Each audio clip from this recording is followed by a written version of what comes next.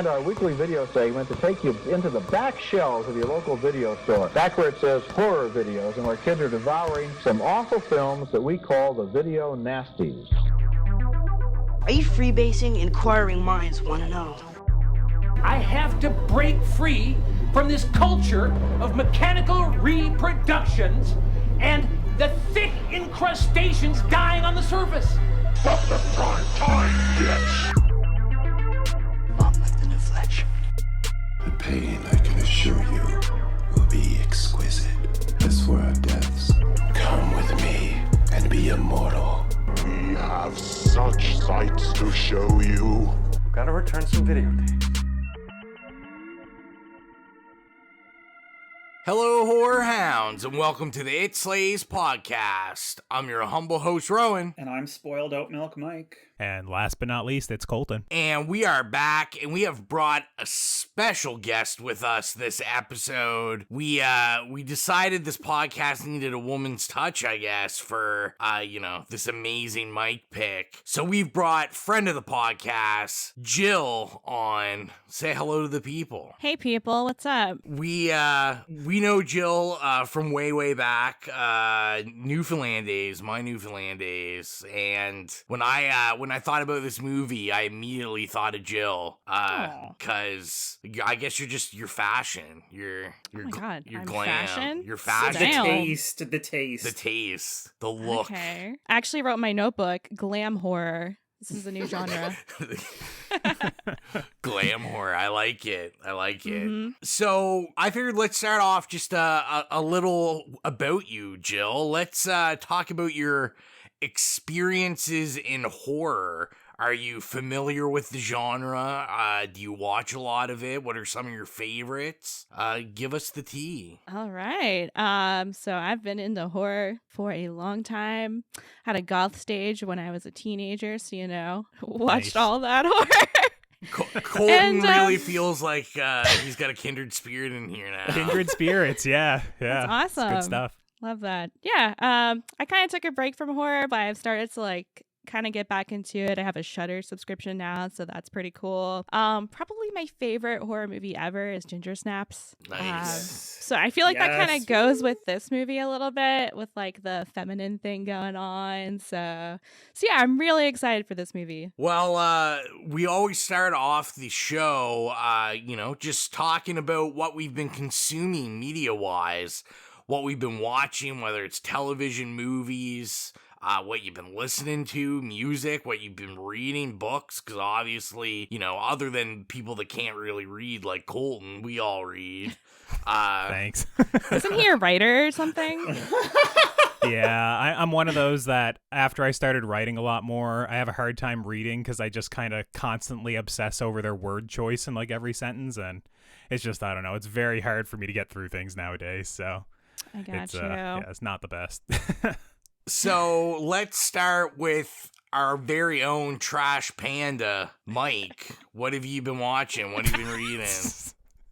What an intro. Okay, so of course, obviously, The Real Housewives of Beverly Hills just premiered for season 12 a few days ago, so I gobbled that episode up in, very fast fashion. Other than that, I've been, of course, binging through Real Housewives of New Jersey from the beginning. I'm finally hitting season 5, but I haven't been consuming a whole lot of media the last couple weeks because it's been kind of a weird period for me, which I won't get into, but I have been getting away from all the weird shit going on with the brand new and very fun Evil Dead video game that just came out. Oh, nice. Week. I haven't played it yet. So I've been very much enjoying that. It's really cool. Of course, Bruce Campbell's in it because anything Evil Dead he stars in. Of course. But they also got, because they take a bunch of the characters in it that you can play as from, the different movies. So, from the first one and 2 and Army of Darkness and also the TV series. And a couple of the characters from part 2 they didn't get the actors for, but they took a couple of the OG characters from the very first movie and put them in it and got the original actors to do the voices, so that's really cool. So I'm really enjoying playing that. That's all I've been doing and mentally checking out. So what about y'all? What about you, Jill? What have you been consuming? World of Warcraft as usual. Nice. but I've been reading a lot of short stories. That's what I do at work since I like tutor kids for a living. I'm just reading short stories. I did recently read a Frankenstein graphic novel, which was really cool. Nice. Can I ask what short stories you've been reading? If there's any that like jump out, or if like a particular author you've been reading, or one short story, and this is a classic one that I really liked, was Flowers for Algernon, if you know that one. Nice. So like I Yeah, really yeah. like sci-fi and like dystopian stuff like that. So that was really good. Book wise, I recently got another graphic novel by Poppy. Like, if you're familiar with Poppy, like the YouTube artist, she also has like a couple of graphic novels, so I've been reading those.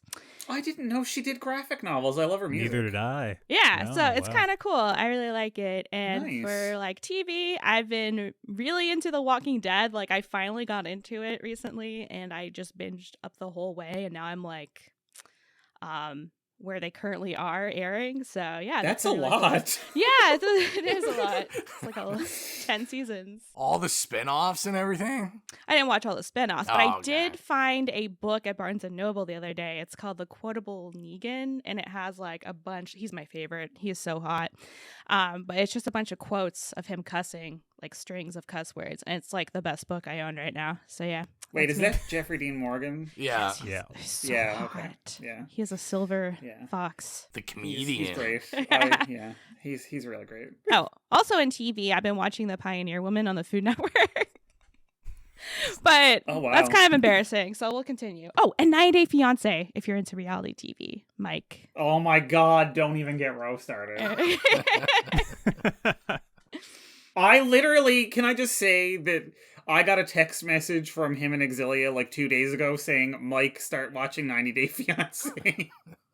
This So, is true. you know. This is very true. Yeah, I don't know. I haven't been watching a whole lot over the past couple of weeks, other than like a lot of disposable TV podcasts and the Amber Heard Johnny Depp trial, just kind of leaving that on in the background, I guess, just to torture myself a little bit. But that being said, I did rewatch Avatar for the first time in over a decade. How do we feel about Avatar here on the podcast? I'm just curious. Has everyone seen it, or Which Avatar? I've never seen it. Yeah, I'm gonna be brutally honest. I never watched it because I thought it looked fucking stupid. Okay, what about you, I've Jill? Have you said I'm seen gonna it be at honest. least? Are I'm you gonna talking be about honest. James Cameron or the anime? Yeah, no, James Cameron, Oh, 2009. The Hell Blue People. yeah. I actually bought it Okay. on DVD the other day at like a thrift store. Okay, cool. Because Amazing. like a lot of people have been hating on that movie in recent years, and I couldn't really remember it too well. But the new trailer was going to premiere before Doctor Strange, so I figured I'd give it a go, and I really enjoyed it. Which is it's just funny to say because everyone likes to hate on it, but I wasn't a big fan of some of the like military propaganda in the movie or a lot of like the simple on the nose dialogue, but by the time we got to the third act, I was like completely invested in it, which is, it's just silly to say when everyone like boils this movie down to like Pocahontas with blue aliens. But I don't know. Wow, now I really want to watch it. Right? But no, like, dude, I thought the visuals still held up. I think they're as good as a lot of modern day blockbusters and better than most of what we get in the COVID era. And I don't know. I felt like the movie had a lot of heart. It wasn't like a cynical corporate cash grab to me, I mean, this new one might be, but at the time I kind of believed that yeah, that everyone like wanted to just create something magical, like a new alien world. So yeah, I don't know. I'm a fan. I'm looking forward to December. Hopefully the sequel will be good. The only thing I'm not really looking forward to is that I think it's going to bring back 3D movies all the time in theaters again, which is just terrible. Mike's speaking face. of which, oh sorry, go ahead, Jill. Saying Mike's face, he like screwed up his face when he heard that. Yeah, I know. I just remember the days when that was like literally the standard. You get 8 out of 10 movies in 3D just for no reason. Yeah, and that's literally what happened to me because the other thing I saw was Doctor Strange, and I specifically bought like a regular IMAX ticket and went to like a Saturday showing at 1:00, hoping that I wouldn't have to see it in 3D because everything else was 3D. And of course, I got upgraded at the last minute and just had to suffer through the latest iteration in the MCU in 3D. And yeah, I know from the discourse online, like there's some pretty ardent defenders of this movie, but I gotta say, like, it really didn't work for me. I felt like it was constantly at odds with itself. Like, it was kind of battling whether it wanted to adhere to the boundaries of the MCU or if it wanted to be like a weird Sam Raimi movie. Like, it was just constantly like back and forth. And then, to me, it was like the villain was underdeveloped. The characters established in like the previous works, they just weren't authentic to themselves. The new people they established, I didn't like. And then like the cinematography, the visual effects, just everything fell flat for me. So I don't know. The couple of friends I went with said it was the second worst MCU movie right behind Eternals. I don't know if I'd quite go that far, but yeah, it's, it wasn't for me. And it's the type of thing that it's like, let Sam Raimi make something completely original. Or just let the dude retire, because after this and Oz the Great and Powerful or whatever, I don't know if he's kind of got it anymore, because I don't know, his output for the last 10 years hasn't been the greatest, to say the least. That's basically all of substance that I've been watching. What about you, Rowan? So probably the, stuff with the most substance. I definitely have been going hard on the 90 Day Fiancé. Hard. I think we're at like season 4 or 5 now. Like, we've definitely been going hard on it. And surprisingly, usually this is like a 20-minute, runway for me, but I really haven't been watching anything. The only movie I've watched since last time we recorded is what our latest Now Slain episode is on. Oh, I never even mentioned that. Yeah, Firestarter. Yeah, Firestarter. Yeah. So that's the only thing I have watched. It's just been hectic. I went on my Toronto trip. I've got some movies I brought back that I'm definitely might have to watch a couple tonight. Mike, you're gonna appreciate. I bought Virus, starring Jamie Lee Curtis. I've never seen it. Oh my god, that I almost forgot that existed. Yeah. And just because we enjoyed our Dracula experience so much, I went out and bought The Murders in Rue Morgue, featuring Bela Lugosi. Bela. So I'm interested to sink my teeth in that. But yeah, this is a short one, guys. Sorry to disappoint the listeners, but... Well, you didn't watch anything because you were too busy going on a buying binge. Yeah, that's true. You haven't had time to watch anything because you've been shopping like a motherfucker. And are the seasons of 90 Day Fiancé, are those like 24 episodes a season? Like, have you just been like mainlining it? There are many spin-offs. I haven't watched any of the spin-offs yet. Okay, there's a few of those too. Oh, there's like... Wait, I thought you guys were being sarcastic. There's actually 90 Day Fiancé spin-offs? Oh, there's so many. Yeah. This show is a franchise. There's at least like 6 to 7 spin-offs. So like I Love New York and like of like Flavor of Love and stuff. Right. So that type of spin-off. Before the 90 days, or like the 90 Day Yeah. Diaries, Pillow Talk, so then they actually have people commenting on it while it's happening. There's a bunch of stuff. Do you know I actually applied to be on that show years ago and they didn't take me? That's a shame. What a loss. Right? I guess I'm not drama enough. You should have brought more drama. Oh, whatever. But yeah, no, so that's, and I haven't been reading anything, or I've been doing nothing, guys. So that's everything, but that's all right, because, I think we got a lot to sink our teeth into tonight. We have a Mike pick this week. As always, we'll discuss whether it was good or bad. The Neon Demon, 2016. He was trying to please me with this pick, I can tell. I actually was. I thought of you. So we will get into the trailer, and then we will be back with the bio. People see you. They notice. Am I staring? You're going to be great. There is something about her. Who wants sour milk when you can get fresh meat? I'm not as helpless as I look. Stop! Thank you for being so good to me. The Neon Demon, rated R, in theaters June 24th. The Neon Demon was directed by Nicholas Winding Refn and written by Nicholas Winding Refn, Polly Stenham, and Mary Laws, and the story is as follows. When aspiring model Jessie moves to Los Angeles, her youthful look catches the eye of fledgling photographers, seedy motel owners, and narcissistic fashion designers alike. As Jessie's career and status rise, it doesn't take long before she's devoured by her peers, who will take any means necessary to get what she has. All right, so first experiences with the film. Is this your first time seeing it, or when was your first time, and what are your overall experiences with this film? We'll start with you, Jill. I had never heard of it, honestly, until you messaged me about it, so this is my first experience. Oh, nice. What about yourself, Mike? Okay, well, obviously, you know, we are big fans of Drive. Obviously. We have watched it together numerous times. We obsess over the visuals and the soundtrack and blah, blah, blah.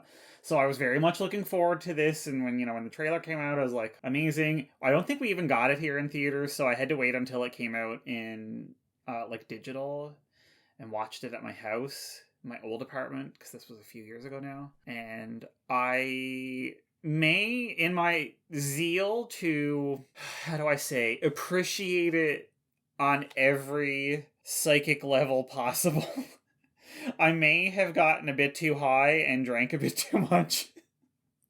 So I watched it when it came out, and I remember like the first half hour, and then after that it became this weird like jumble of images in my head. Yeah, it was just like a trip, and I'm like, I don't know. I couldn't tell if my memories were real or like something that I made up because I was really high. So I've been meaning for the last couple of years to like rewatch it in a more like sober state of mind. So this was not my first time watching it, but it was my first clear-headed viewing. What about you, Ro? Yeah, so this isn't my first time seeing this. Nicholas Refn is my aesthetic. He's like my all-time. He's up there for me for directors. It doesn't even matter if the movies are good. He gets me on every level. But obviously Drive, Only God Forgives, like those are two of my favorite movies. So when I had heard about this coming out, I was super excited. I remember seeing all the trailers for it. Like Mike said, yeah, I'm pretty sure it never came to the theater. So the first time I watched this, I just as soon as it came out on Blu-ray, I went out and I bought the Blu-ray. And watching it this time, I remembered absolutely nothing of it, apparently. I was convinced this was like a vampire movie, and apparently it is not. So, did not remember a thing about it. What about you, Colton? Yeah, this came out when I was in my Toronto year, so I did something like I watched like 140 movies in theaters. So I did see this in theaters because I'd go to the movie theater like 2 to 3 times a week. Yeah, very much like yourselves. I was familiar with Drive. I tried to watch some of other Nicholas Winding Refn's works and kind of found them pretty boring or laborious, like pretty hard to get through. I remember falling asleep while trying to watch Valhalla Rising and just not going back to it. So yeah, but that being said, I was looking forward to this because I did really like Drive. I don't know if I'd call it a masterpiece or I love it quite as much as you guys, but I do think it's a great movie. And I was a fan of Elle Fanning, I think, at this time, because I think I saw her in Mary Shelley and a couple of other things, maybe some TIFF movies. So I was curious to see her in this like heightened horror aesthetic movie by Nicholas Winding Refn. So yeah, I saw it in theaters, but I haven't really watched it since, other than for this podcast. I think it's time we get into the meat and potatoes of the review. We know where we're going to start. It's our favorite kill. I feel with this one we have to do favorite scene because there's just not that many kills in it. One kill, I think. Exactly. So favorite scene, Mike, this was your pick. What's your favorite scene from this? God, I hate to be basic. Actually, I don't. I love being basic. In my basicness, I mean, there's like a bunch of scenes that I quite enjoy. But like, I love, for so many reasons, the climax, because I love the like aesthetic of the like photo shoot that they're doing by the pool, because it's very like Helmut Lang, and one of the reasons why I like this movie so much and I was looking forward to it so much was because I have a really throbbing hard-on for like fashion photography and shit. So I spent a lot of hours and days over my years like looking at it and studying it. So I really appreciated the like aesthetic choices they were making. And like I was watching, they're like perhaps not to be used on blonde white girl braid styles, and was like, this is totally something that some clueless like stylist on a fashion shoot would do. But like when they're just standing there and like, you know, she's trying not to like retch and everything, it's just like there's something about it. It's so like weirdly like cold and hot at the same time. And then, you know, obviously when she goes in the back room and like tries to cut Elle Fanning out of her and dies, and it's just that whole sequence is like, to me, the like aesthetic explosion. It's the like, you know, the ejaculation. I don't know how else to describe it. I'm losing it. But I just like, I love it. I love how they move from that like really hot outside, like sweaty, standing at the pool, like static. And then they go inside and it's this like chilly, cool, like blue room. And then it's like covered in blood and like a fucking eyeball. And there's just so much happening and I love it. And then like the movie's over and I'm like, I fucking love this. So I'm basic. I'm sorry. I hate saying the climax of movies sometimes, but it just, the whole setup. And it was just, like I said, it was very Helmut Lang. I could picture like Sigourney Weaver, like standing naked, like with a dog on a leash being in that scene. So I don't know what y'all think. Colton, what about you? Dude, mine's gonna sound like shade, but I honestly, like, my favorite moments of the movie are the opening credits and the closing credits, which is mean to say. I could pick an actual scene, but I do think, like, I have, like, notes here, and it's like, man, this credit sequence is a vibe, which I completely agree. Like, the music, the way, like, the titles kind of fade, it's kind of, like, entrancing, like, it's, like, luring you in. And then the ending sequence where it's like in the Mojave Desert, it's like completely different, where it's just like somebody's wandering. We're not 100% sure who it is, where they're going. It feels like very ethereal and like otherworldly, which a lot of the movie to me does feel very like saccharine sweet and very like magical and weird. It feels very offbeat to me, like for most of the movie. So like at the end, I was like, okay, no, this feels like a fitting end. If I do have to pick an actual scene, it's probably where Ruby is doing the makeup for an elderly corpse. It's a very short scene, but she kind of holds up like the photo of the elderly woman and starts doing the makeup on her. And for whatever reason, when I was watching it this time, that was kind of like what stuck out to me, because it was still like, even in death, we're so concerned about looking good. Like, you know, where you're hollowed out, it shows all the scars, like you're empty on the inside, but we're still concerned with what we look like on the outside, which of course is very thematic for a lot of the movie. So if I had to pick a scene, it's probably that very small scene. It's probably 30 seconds. But as I was watching it, I noted it. I was like, oh, this was very good. I liked how hard it hammered the theme without people explicitly talking about the theme, which this movie kind of does in a lot of other parts. But Jill, what about yourself? What's your favorite scene? That's a hot take, Colton. I'm sorry. Oh, no, it's good. Spicy. Well, Mike Baby, you thought you were basic, but this is way more basic. This is Tumblr circa 2013 or something. Oh my god, my aesthetic, go Jill. So my favorite scene is like that really lovely scene where Jesse, or Elle Fanning's character, it's like twilight in LA and they're driving in this convertible and there's like palm trees in the background, and then afterwards they're like standing like on a mountain looking at the city, and she's just kind of like twirling in her dress. I don't know, it just really does something for me. It's really nice. And I've been listening to this new music project done by Davey Havoc of AFI, and like everyone in No Doubt except for Gwen Stefani, they have this new project called Dream Car, and like a lot of it is like, honestly, this movie's aesthetic and also that LA like kind of sound and like beachy kind of sound and stuff. I don't know, I really like it. Yeah. What about you, Rowan? I like it. I like that pick. But I'm going to double down on all of you. I feel it's like poker. I'm calling I am the most basic. We're having as our friend Drew would say, a race to the bottom. The race to the bottom. The intro. The photography session. Yeah, I was just like, this is it. Rowan has hit like his euphoria of movie watching. It's so like elegant and beautiful. And, like, even though, you know, afterwards we know it's fake, but we have, like, the blood everywhere. And, like, just, like, the positioning of her body on the couch. And then we're getting, like, these, I think you said, Colton, like, kind of the whole feel of the movie. Just, like, almost this very, like, otherworldly, like, non-human feel where we're seeing the photographer. We don't know that it's Dean yet. We just know it's a guy.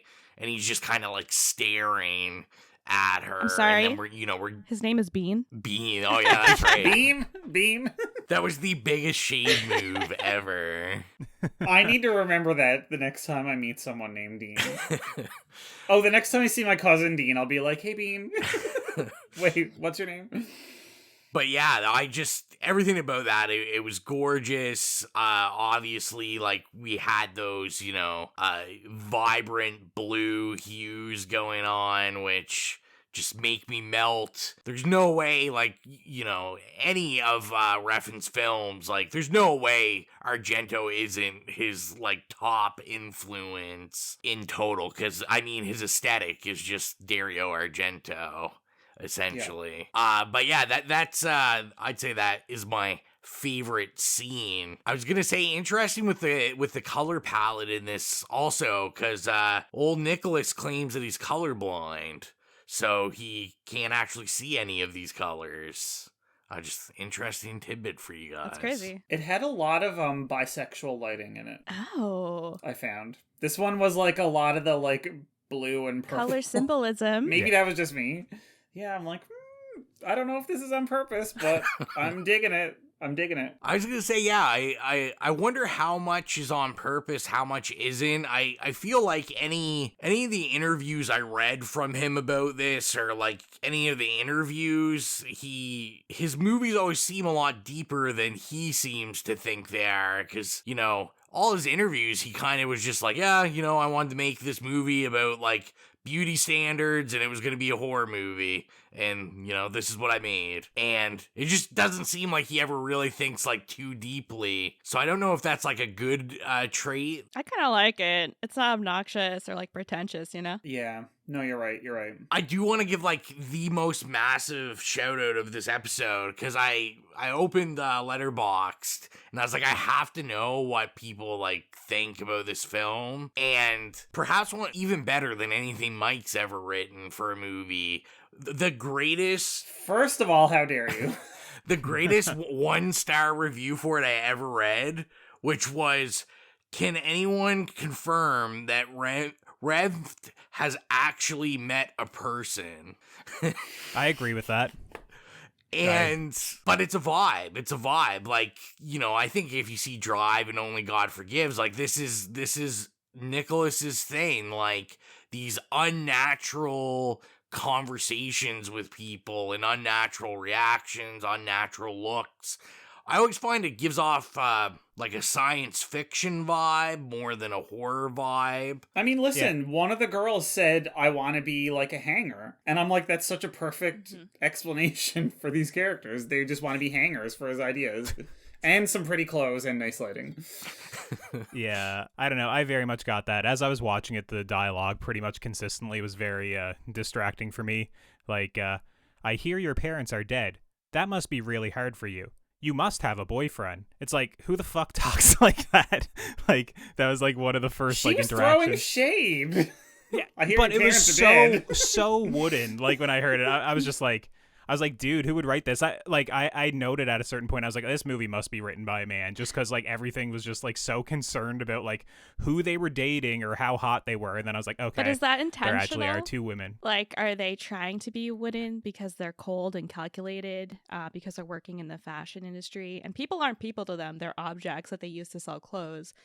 So I felt like, yeah, the dialogue was a little blunt and stuff, but I kind of feel like maybe like, when you're that deep into like the fashion industry and it's that cutthroat, that's how shady they are, like Mike said. Yeah, I think that's probably what Nicholas Winding Refn would say, but there's loads of movies about like people trying to break into Hollywood or like going to Los Angeles and like falling apart. Like the whole point of most of those movies are like trying to break in an industry and just everyone being like super cold and calculating. And I feel like a lot of the other ones I've seen have done a much better job with just like the dialogue, and overall it's just, I don't know, it's something that I've noticed in some of his movies that is just, it throws me off every time. Drive actually isn't written by him, but that is like something when I'm watching Drive as well. Like the first half feels very like saccharine, sweet. It's just literally like I don't know, it's almost like a rom-com for half the movie, and then the other half is just like explosive gore fest that feels like completely at odds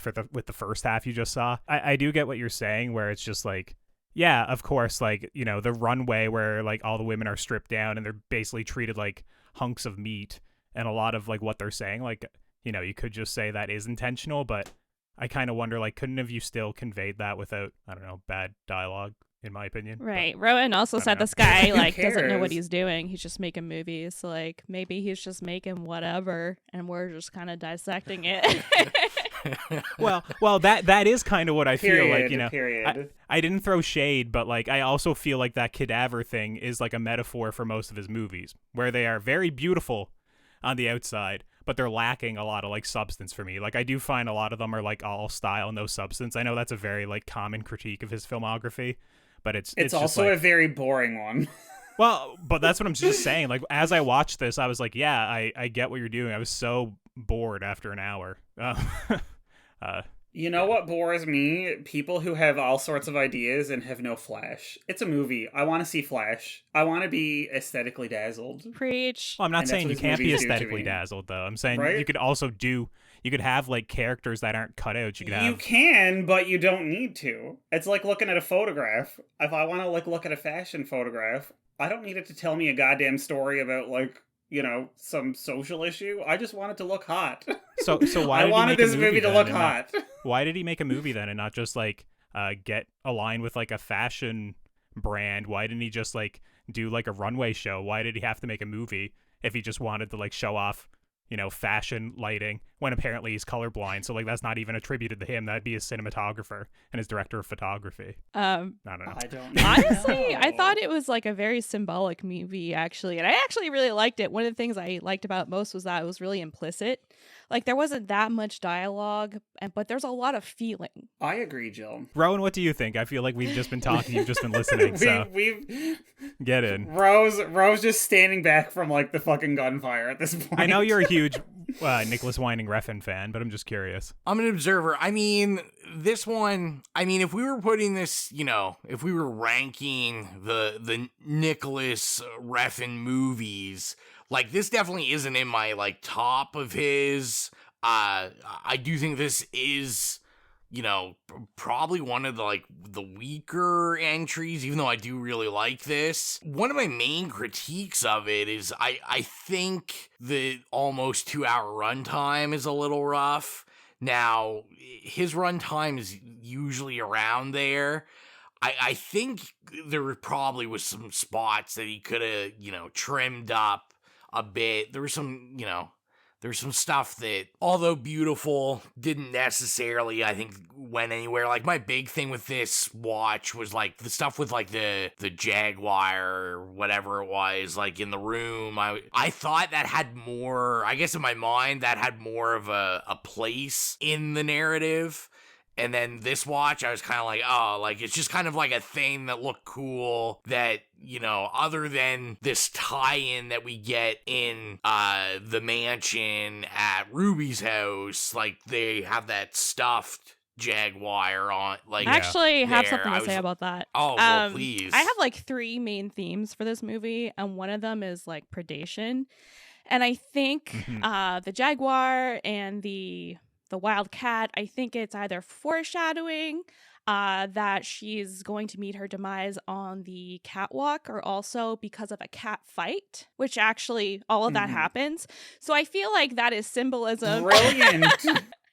Yeah, that's a good correlation. Yeah. We're gonna have to actually leave the podcast, Okay, Jill. sorry. Okay. And by leave, we mean beyond. There's every- one more thing also. After they showed, I think it was the cat in the room, they immediately transitioned to a photo shoot of another model, and she's wearing animal print. So I thought that was a cool transition. Oh, I didn't notice that. It's because we're a bunch of stupid men. That's why. Well, I kind of took it as just like the same thing, like what Jill was saying, like the predator-prey dynamics, but specifically with the motel, right? Like how, you know, very clearly, like people were getting into the rooms and, you know, sexually assaulting like the women that were staying there. You know, Keanu Reeves' character is very omniscient. He like knows where all the women are staying, specifically points out to what's his name? Room 212. Yeah, exactly. No, like points out where she's 214. staying.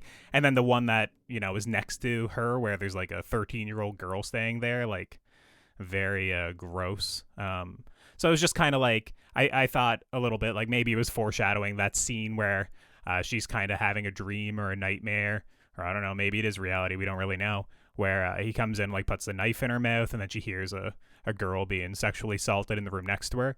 And I was like, okay, like, you know, that foreshadowing or imagery works, specifically with the tie-in like near the end in the mansion as well. I have to say, like, that whole subplot though, like, terrified me. I thought that was so well done. Like, the motel? Because, yeah, that's something that you don't really see in, like, because I love that this was, like, obviously riffing on the, like, you know, ingenue, like, genre of cinema, you know, like, ingenue comes and, like, gets destroyed by, you know, Hollywood or whatever industry, you know, they're coming into.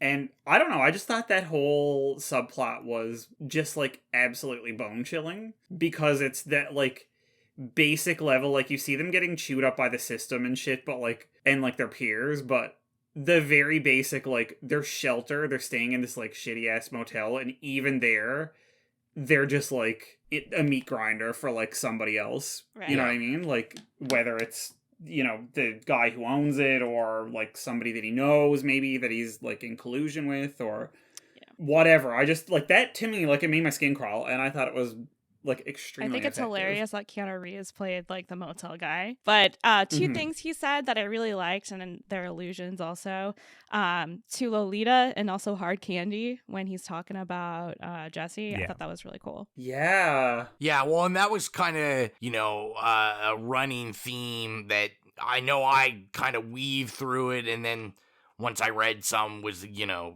purposely placed, was that he wanted to make sure there was lots of nods to Kubrick in this. Red rum. Yeah, he had the the lipstick shade. You know? Red rum lipstick, the Lolita reference. The room the 13-year-old is in is room 214. But isn't it room 217 or 237 in Kubrick? I mean, it's 237. 237. Yeah. And then in the book, I think it might be like 217. But whatever, you know. I think his general gist was it was in the 200s. It's close. Yeah.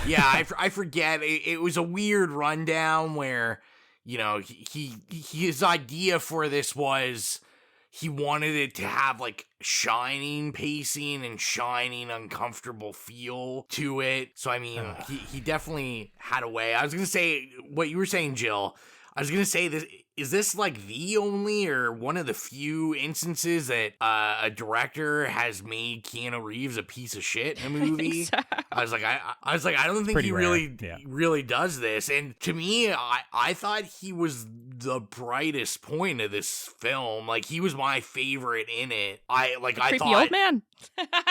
I thought he was awesome. Red flag. I thought he was awesome He at was. it. And I think maybe it was just the shock of like, I'm like, whoa, this is such a weird part for Keanu Reeves to play. So, well, that like reveal that they do, right, where he's behind the door and you can only see his like silhouette for the first like 30 seconds or whatever, and then he opens the door up and it's like, oh my god, it's fucking Keanu, and it's like, whoa, like getting fucking hit in the face, right? And I feel like this was maybe like near the beginning of that like weird Keanu renaissance where like all of a sudden pop culture was just like, oh my god, we love Keanu, like, you know, just out of nowhere again. So I feel like that timing was maybe like really kismet and like perfect. Yeah, he would have got cast for this probably after the first John Wick and like right around when the second John Wick was shooting, because I know John Wick 2 came out the year I was in Toronto, so it's like, he was definitely on the rise, but not like peak Keanu again. Yeah, well, and I think too, it really threw me off this watch just because, like I said, I couldn't really remember like the narrative of the movie very much. I'd only seen this one other time. So for some reason I went into this and I'm like, oh yeah, like I'm pretty sure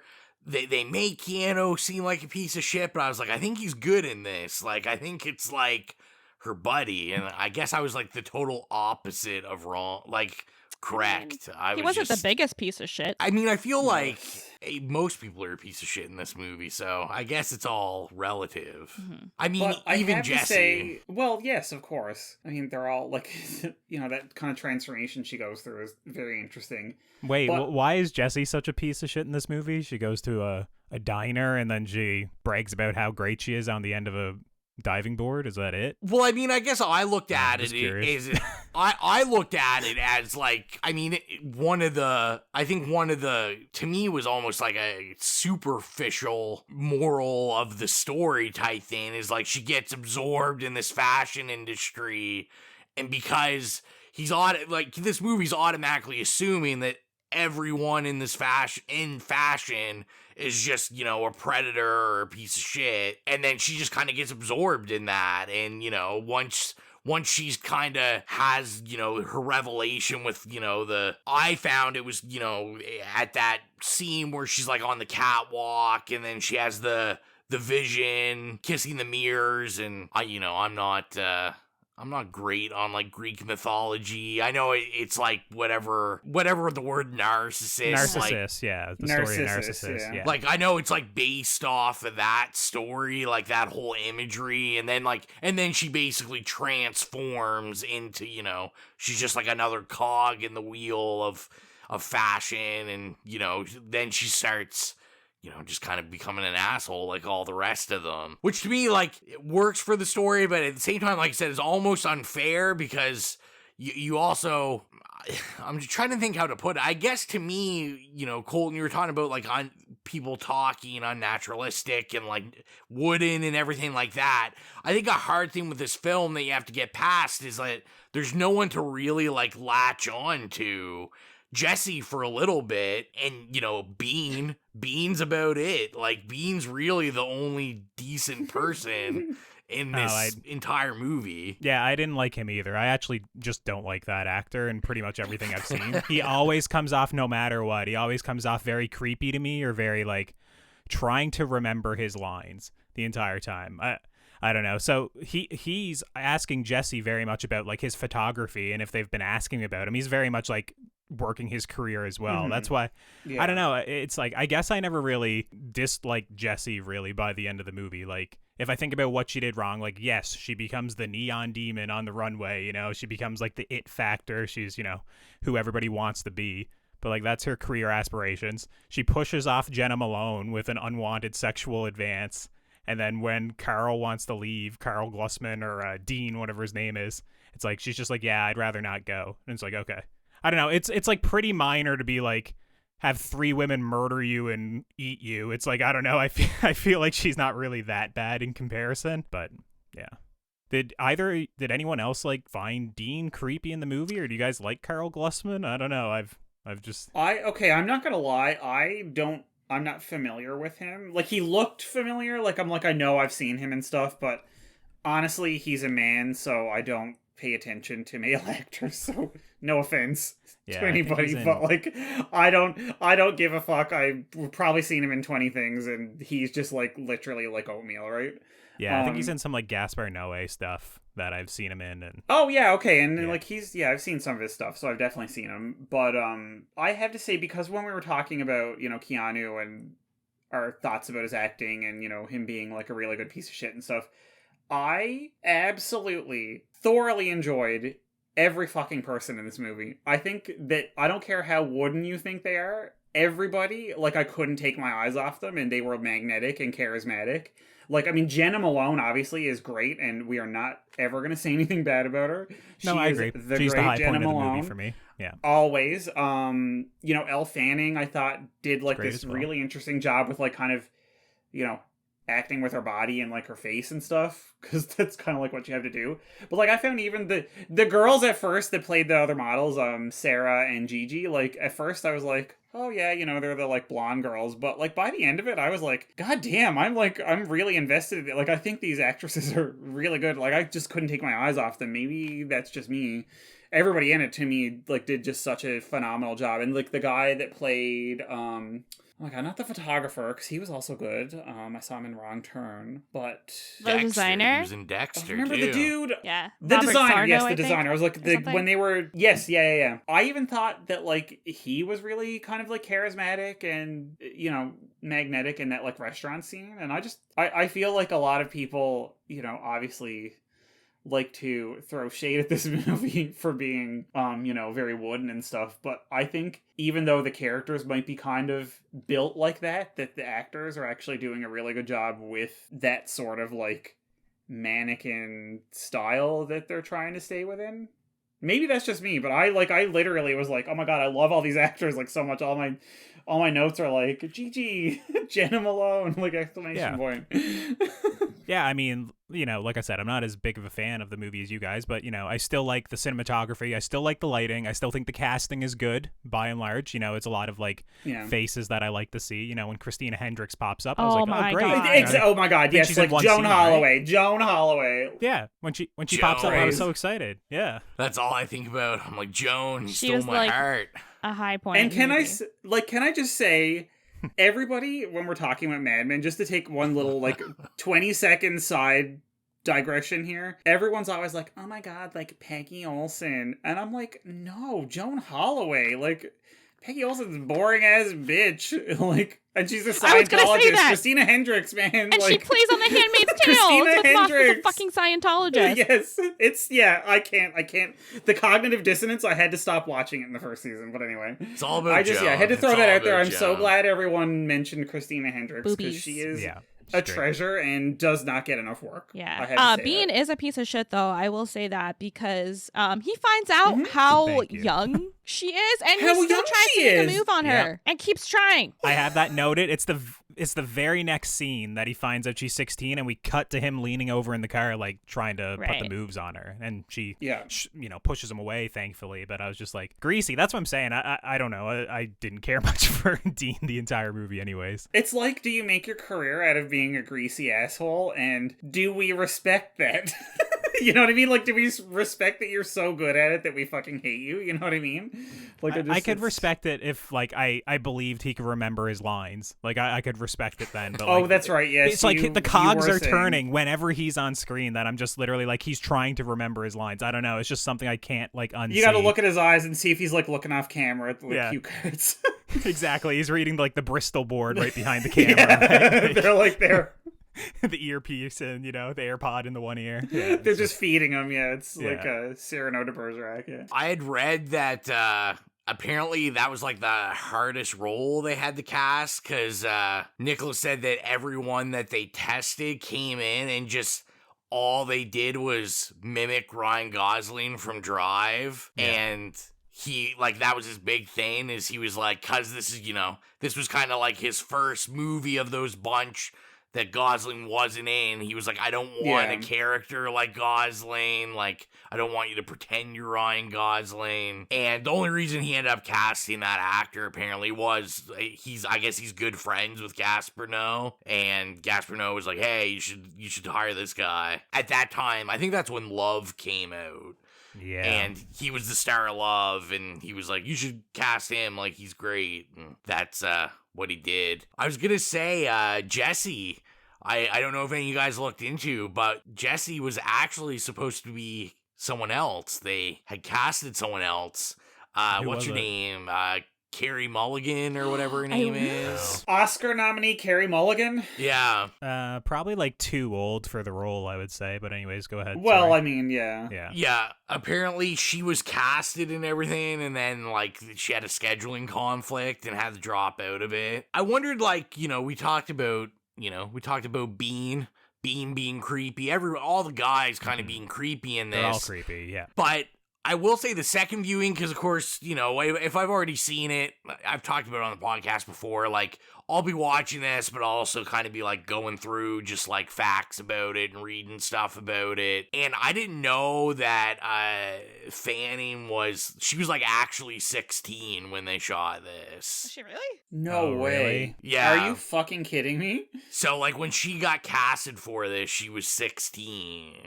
They said when this came out, she had just turned 17 or 18. Basically, that was they were talking about I think is interesting because we have this movie that has these themes. Apparently the whole scene where she goes to meet, is it Jack is the initial photographer there? Photographer, yeah. Apparently that was supposed to be a fully nude scene where we were actually going to see her nude and they were gonna paint her whole body.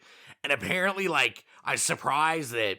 And, I never like to say, this is what it is, because you never know with what you're reading, whether or not what's factoring. But apparently, they had the debate whether they were gonna like make her do that, like try to get permission for her to do that, and then obviously they were like, no, we can't do that because no one's gonna come watch this movie then. Yeah, I will say, knowing that on this rewatch, it made it like extra creepy that I was that's just like, such a creepy scene. Yeah, like all these scenes are even more creepy now, like, you know, the Keanu Reeves like raping with the knife, like knowing that like you have a 16-year-old actor that's just, you know, even if she's acting, like, you know, performing these things, just kind of creepy. Little creepy info for you. Well, and this kind of like adds even more to the fashion designer character. I very much believe that's a self-insert for Nicholas Winding Refn. If you look at him, he's like dressed very much, and like his glasses and everything is like very much Nicholas Winding Refn. And I believe it's like pretty meta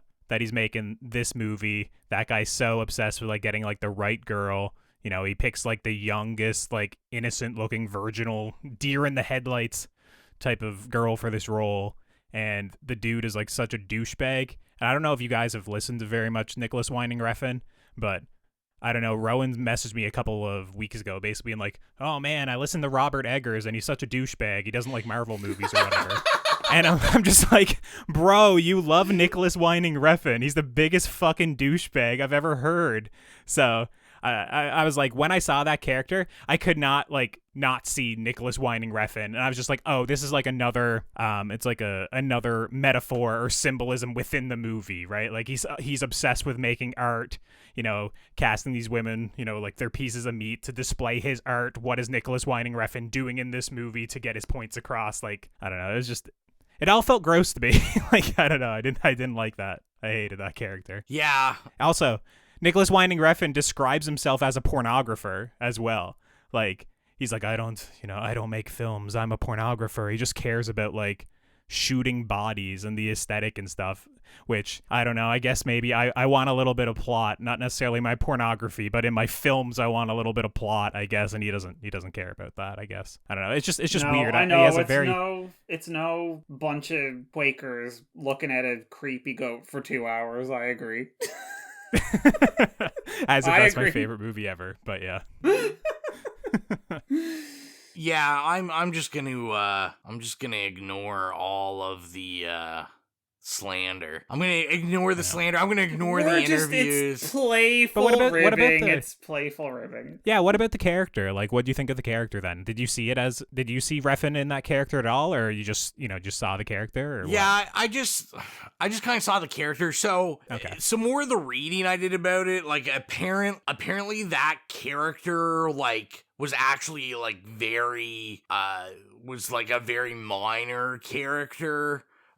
Like even smaller role than now. It was a weird thing. Essentially, like whoever the actor is that plays them was supposed to have a bigger role in this movie and couldn't do it, so they just kind of fit him in to this fashion designer role, and then they expanded the fashion designer role. But now that you say it, I'm like, oh yeah, maybe that's exactly what's going on. It's just very coincidental that he's making his art with a new fresh face, and then that's exactly what Nicholas Winding Refn's doing with this movie, right? He's picking an actress that's brand new and apparently 16 and wants her to do nude shots. So yeah, I know, fuck that guy. It's too meta for me now. I'm sorry.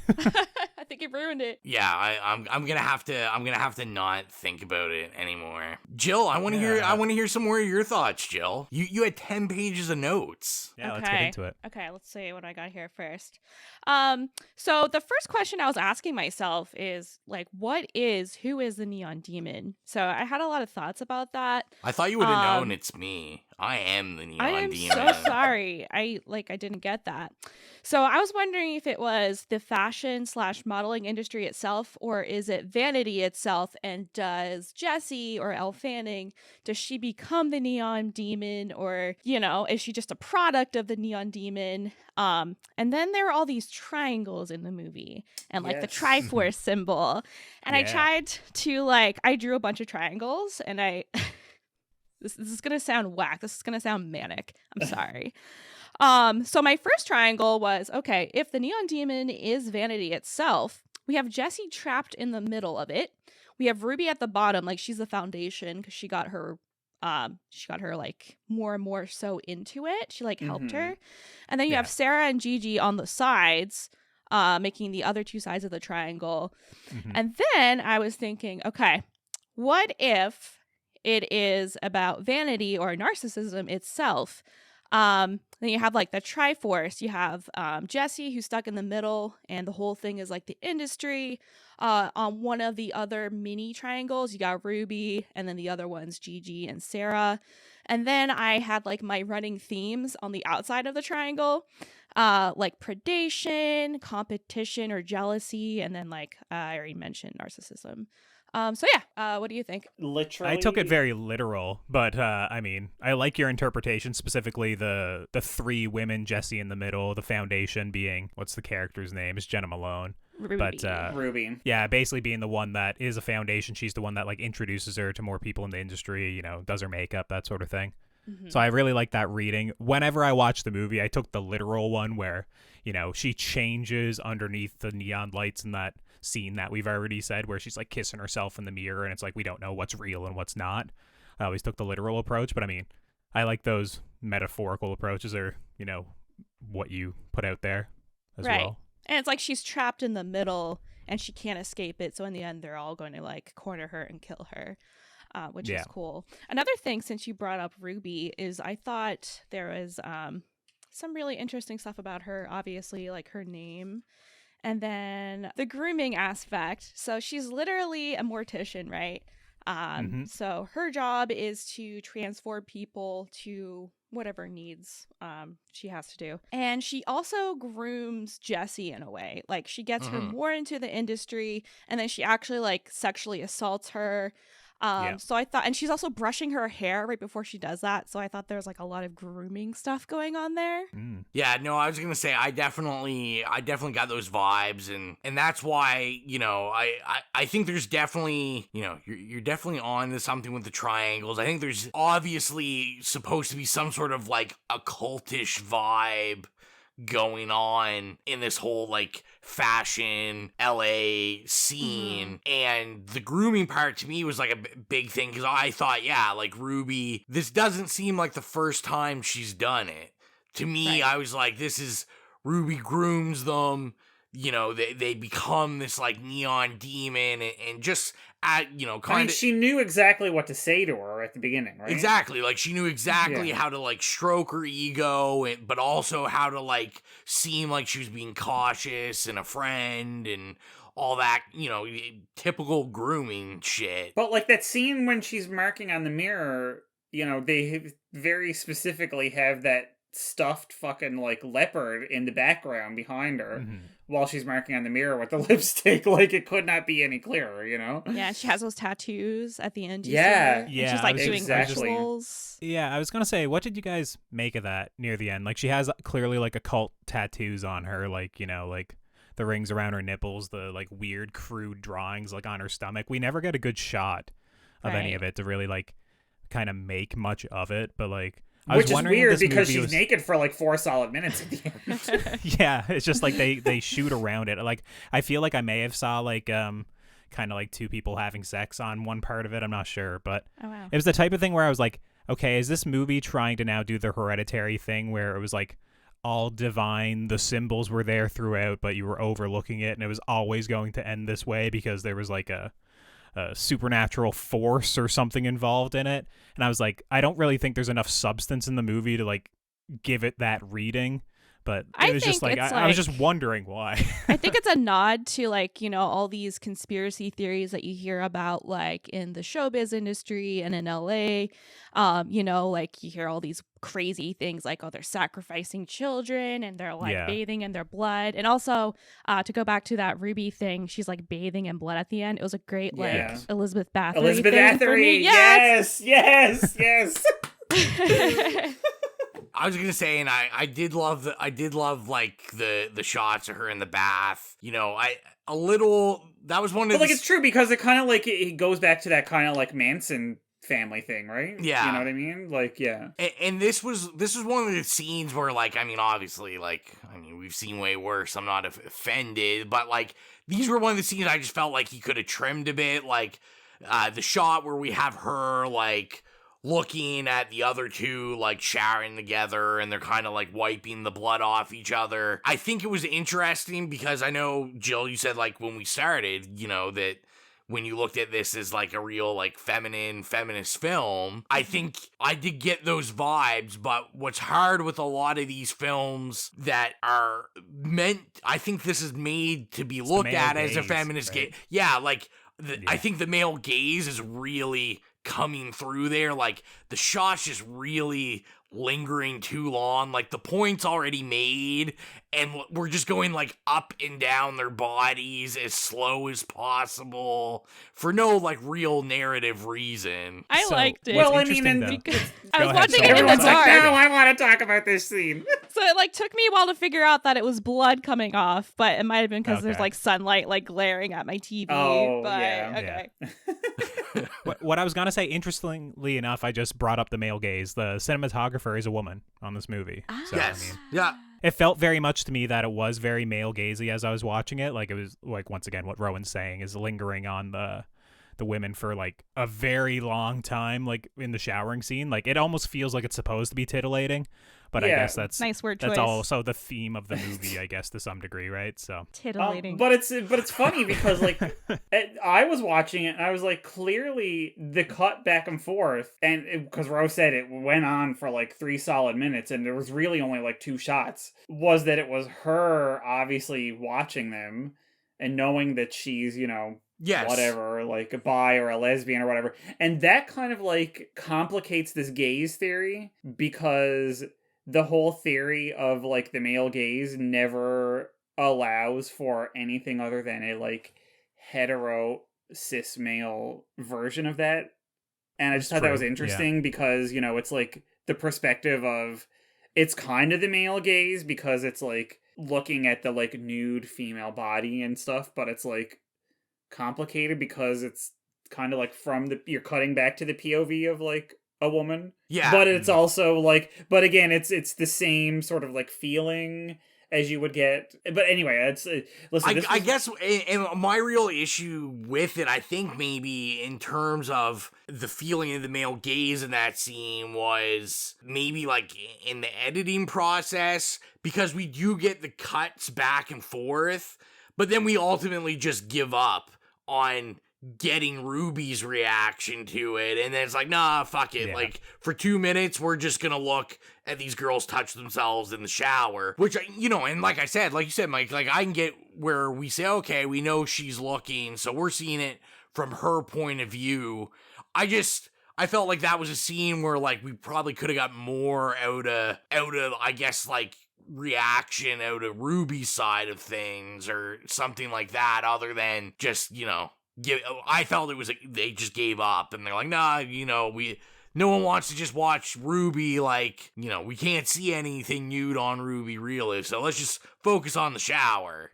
And then that's just kind of how I felt when I'm watching that. I was like, like, all right, I guess this is what we're doing. Maybe we should think of it as a cleansing after watching Ruby go to town on a corpse. This is where we get to get clean together.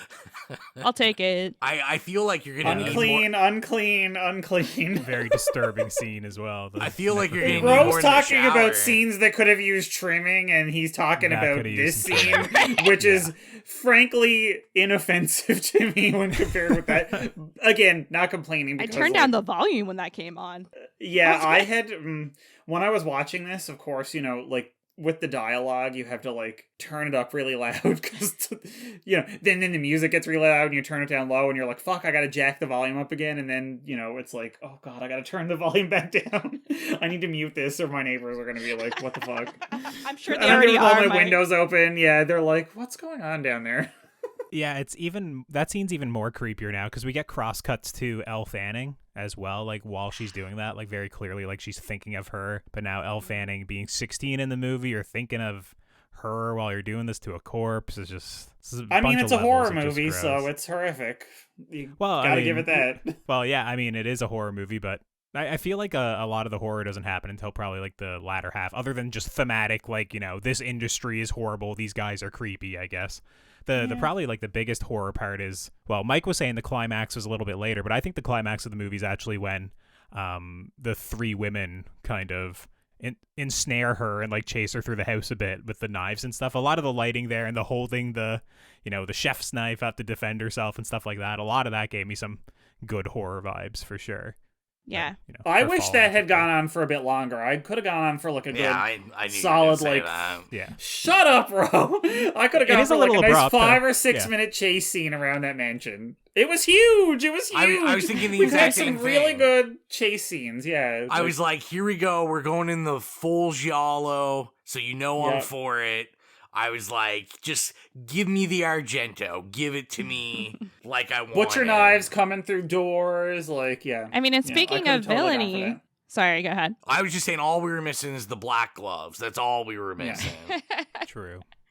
And speaking of villainy and, the fashion industry being like the big bad in this movie and all, I think like the ultimate villain is like a toxic girl versus girl culture that they have going on. That's like another one of the themes I was thinking of, where girls are out to like eat each other or get each other, like, and that kind of permeates all throughout society. It's not just in the fashion industry, it's everywhere. It's true, because remember right at the end when that other model says to her, like, have you ever had a girl steal a job from you? Mm-hmm. As if it's the girl's fault and not whoever makes the decision, you know what I mean? And like that just shows that they're literally just pitting the people at the bottom of the rung of the ladder of the like of society as a whole in a way, like against each other, instead of like going after the systematic problems. You're not saying like what's going on with these like predatory like casting directors and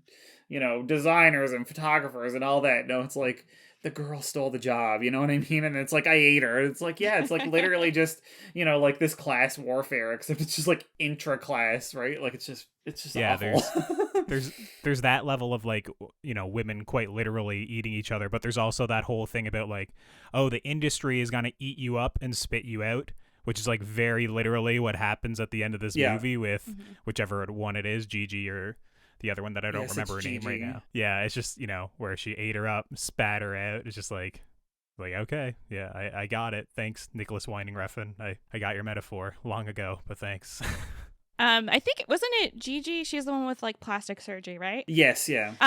I had another idea, was like she ate her and they were harping on her, or at least I think the Sarna guy was like harping on her about how she wasn't a natural beauty. And it was like manufactured, but like you could never have what Jessie has. You'll never have it no matter how hard you try.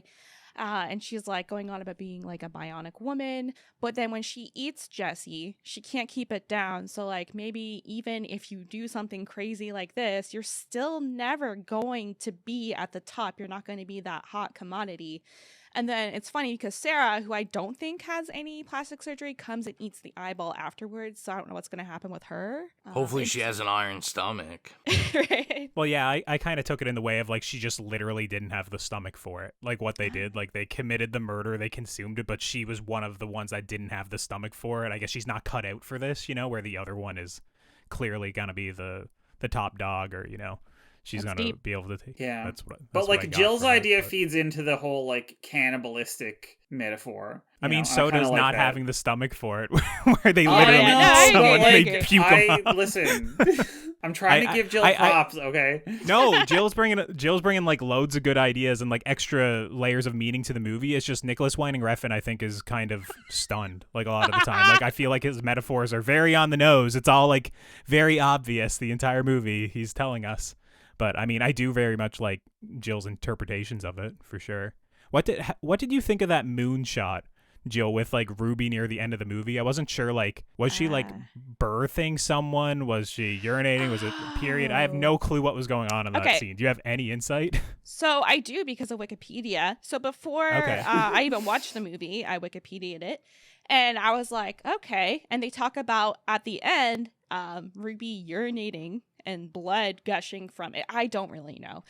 So when I was watching it, I was like, is that the urinating part? Because it doesn't really look like it to me. So I don't know if that's part of like her occultish type ritual, something to do. I have no idea what's going on there, but it was weird. So sorry. Yeah, I was wondering if it was like birth or rebirth, like a new version of herself is coming out. I don't know. I was trying to figure out. That was like one of the few metaphors in the movie that kind of eluded me. Could be like rejuvenation after consuming like a new person. Yeah. You know, maybe she's gonna be more revitalized or something, and maybe like Rowan said, maybe she does this a lot because her house seemed kind of sketchy, so maybe this is the cycle that she does to like, you know, keep going. I don't know. I couldn't really tell what it was either. I took it, I guess, you know, I just went off on my own lane. I kind of understood it as like her menstrual cycle, and I was going with those themes of like rejuvenation and the cycle beginning again, because I assumed she does this often. So I was kind of like, okay, like ginger snaps. Yeah. What is it Keanu said? Are you going to buy her tampons? Well, and this is a little Colton skepticism leaking into me on the watch. Just because I'm like, all right, like, hey, that's what I viewed it as. And then I was like, I wonder what Nicholas was like doing here. And then I was like, you know, the moon and the menstrual cycle and rejuvenate. I'm like, this seems like pretty low hanging fruit on like feminist horror films. And I was like, I feel like he probably would have grabbed at that. And, you know, I'm not saying it worked or it didn't work. I'm just saying that's kind of how I felt about that scene. It was a little weird. A little weird? Agreed. Yeah. You're not wrong. I do want to say though, Jill, the creepy house. I was curious, Mike, if you actually recognize the creepy house. Should I have? I mean, it looked vaguely familiar. It kind of looked like the house from The Craft. I'm not gonna lie. From The Craft? No. Yeah, I don't. It wasn't from. It wasn't from The Craft. It was from Scream 3. No. Oh my god. Listen, I haven't watched Scream 3 in eons. Or I should say the mansion, like the mansion at the end scene. At the end, yeah, of course. That's the mansion from Scream 3. Oh, wow. Okay, that's really cool. I wish I had known that. I'm gonna have to go rewatch it just for that. Little horror tidbit for you. Colton, Mike, Jill, you guys got some more points you want to talk about before we land the plane? I want to give a shout out to Skinny Pete from Breaking Bad. He's in this movie for one scene. I think he's the guy who like breaks in to room with Keanu Reeves, you know, for like the cougar or whatever it is. So I was happy to see him in the movie. It's just another example of casting that I enjoyed. I love Breaking Bad. So, yeah, I don't know. We've kind of covered basically all my notes, but I'm also not the one with 10 pages of them. So. Yeah. I just appreciate the Lady Gaga reference when they're at the fashion show where she takes the lead and they have the like makeup, I guess the like little sketches of what the makeup's supposed to look like on the mirrors, and it's very clearly Lady Gaga from the Applause single cover, but anyway. Oh, is it? Okay. I just appreciated that. Really, the big thing I had left that, you know, surprisingly we haven't talked about yet, me and Mike, the score, the music. Score, we didn't even get a chance to get into it. Listen, I know it wasn't the like wall-to-wall bangers of Drive, but like literally I was like, the score is great because it's the same guy that did the Drive score, Cliff Martinez. Yes, but I was like, this is one of those movies that when the fucking bomb ass beat filled song kicks in, it's the best goddamn song you ever heard, and it happens like 4 times in the movie, so it's like it's used more sparingly, but like goddamn, it's like I want to fucking like be in this room, I want to dance to this right now. It's a vibe. It is absolutely a vibe. Except, you know, like the last one, it was more like, you know, driving around late at night, whereas this is more like LA club, you know what I mean? So It's got like more of a like thumpy club vibe as opposed to like 80s synthwave moodiness, shall we say. Yeah. But yeah, Jill, I feel like I kind of interrupted you there. Did you have any other points or? I think I agree with Mike. The music is really good. That's another thing about it. One more thing I have, this is the last thing I'll say, is when in the beginning, when she's like having that initiation in the bathroom with the girls and they're putting on lipstick and stuff. One of the quotes, they're like, women are more likely to buy lipstick if it's named after food or sex. And that is so true. Like, I didn't expect for that movie to come after me like it did. But like, I will, yes. Like, all my makeup is named after, it's like cupcake, peach. Like, if it smells like peaches, I want it. If it smells like chocolate, I want it. Or if it's like NARS orgasm, NARS deep throat. It's like just banged. Like, yeah. And it's funny because they're like, which one are you? Are you sex or are you food? And then I think Ruby says she's dessert because she's so sweet. And it's really interesting because Ruby tries to sexually assault her. It doesn't really go that far. So she's not sex. And then they eat her. So she's literally dessert or food. Oh my God. That's insane.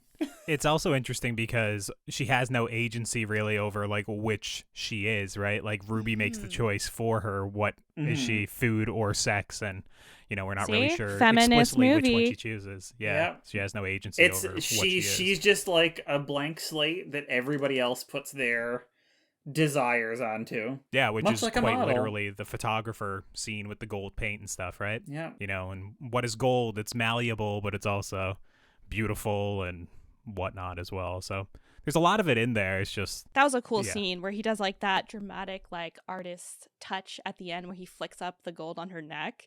He's like making her into a star.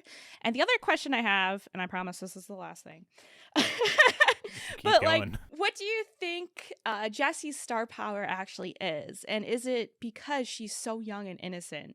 And if that's the truth, that's really disgusting if that's all they want, but it's very likely that's what it is.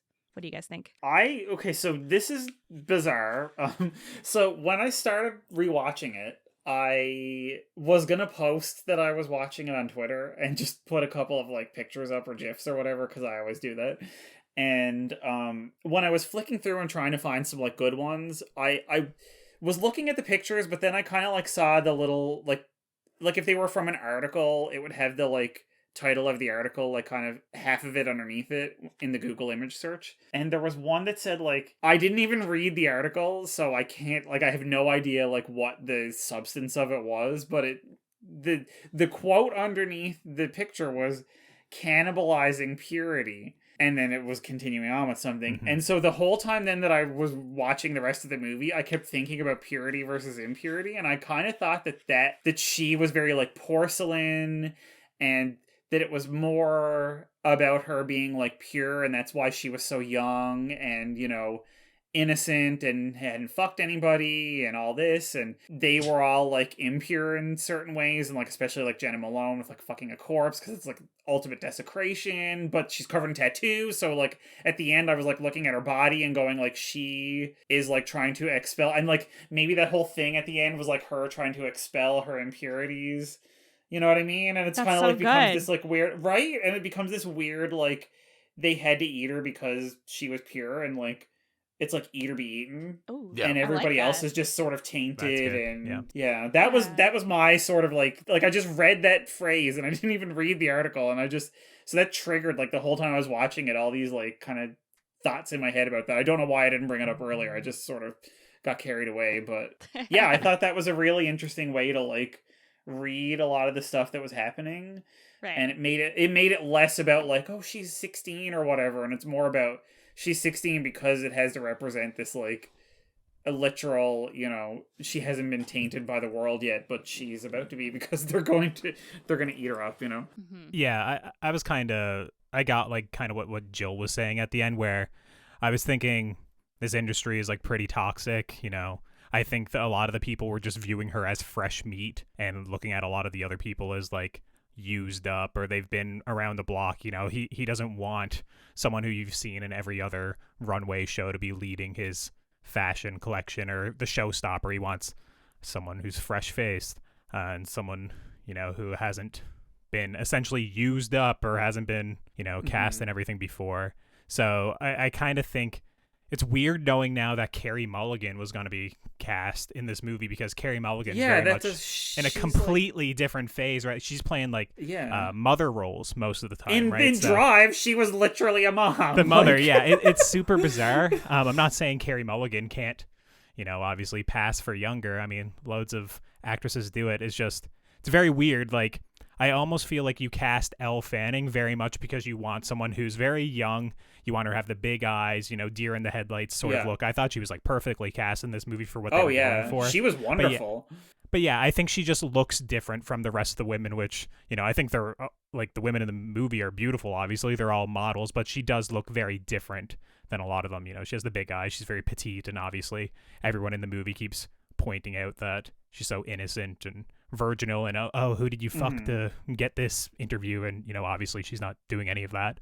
But, yeah, that was kind of my read on it. She was just a fresh face. What about you, Rowan? I did, when I was watching, I was thinking about the purity aspects of it. I will say, I guess I went a little deeper into the more nefarious parts of it, where, to me, I kind of viewed it that he was really, I think he felt he was holding a mirror to this industry. I mean, I think about, whether or not we, now that we know she was 16 when she made it, the character is 16, and, these are kind of the horror stories you hear out of the fashion world in, general media is, girls lying about their ages and being used by, older men and older women and just... poured out by their parents.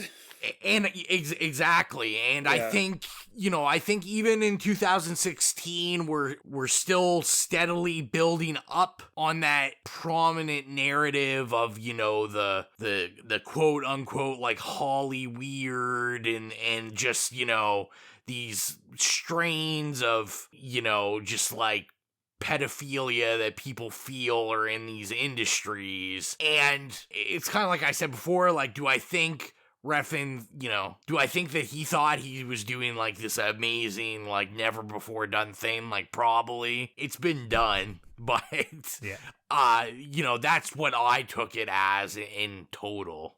I hope that answered the question. Yeah, that's awesome. Well, if that's all our points, we will land the plane and get into our rating. So if you are new to the show, our rating system is nay, okay, yay, or slay. And Jill, you are the special guest on the episode, so we will let you go first. Okay.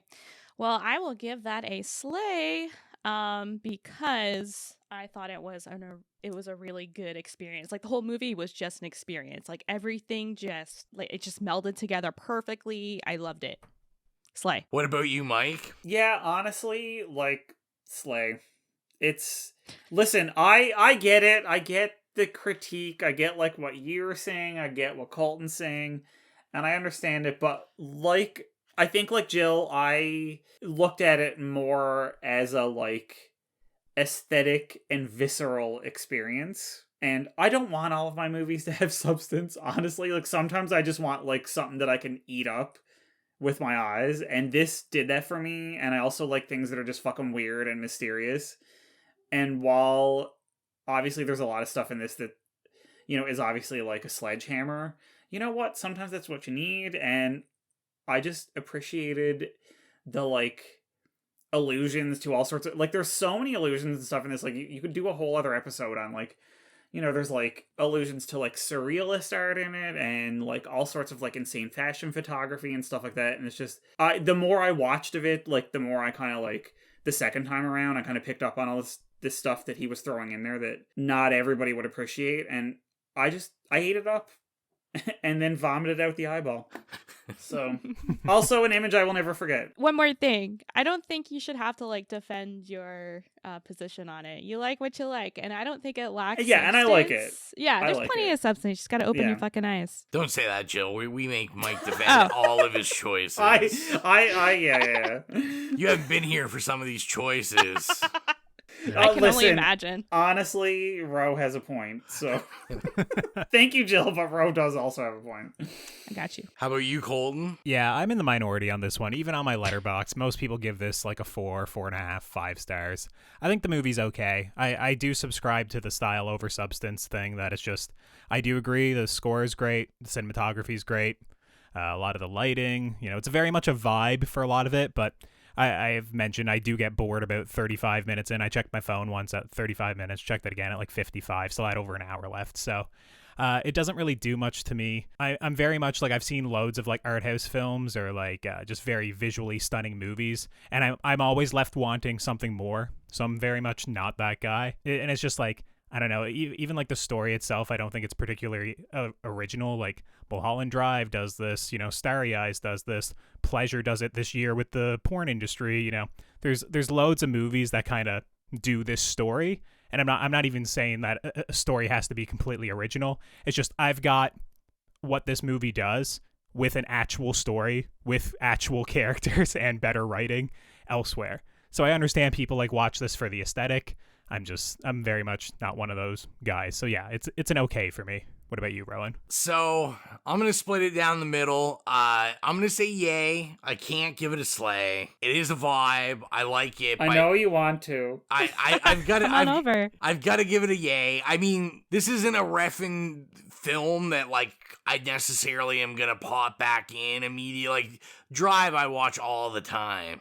Like all the time. Where this one, like, I'll probably revisit this in a couple years again and love every minute of it, but it's not something overly, that I'd visit. And like I said, I like Colton, I felt a lot of the stuff was, the story was lacking a little for me. Visually, it's amazing, but I'm going to go Argento probably before I grab this. Like, I'm going to go at a Suspiria or a Tenebrae or like something like that, and I'll get all the vibes of this I want, and more story, really. Yeah, I'll give it a yay. You know what? Two slays, a yay, and an okay are pretty good. I thought there was going to be at least a one nay in here, so I'm happy with that.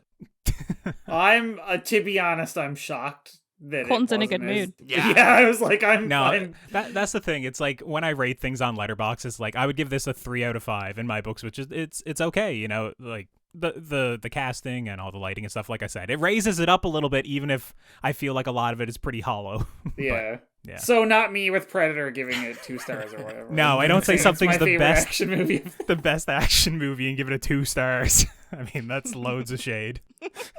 I feel like I was gonna say one of the other funny Letterboxd reviews I saw was just someone talking about how they like saw it at like a premiere in New York or something, and I feel that Colton is the person they were talking about. They said while they were watching it, an old woman walked out during the final scene and just screamed at the whole theater, "This movie is for sick people," and then walked away.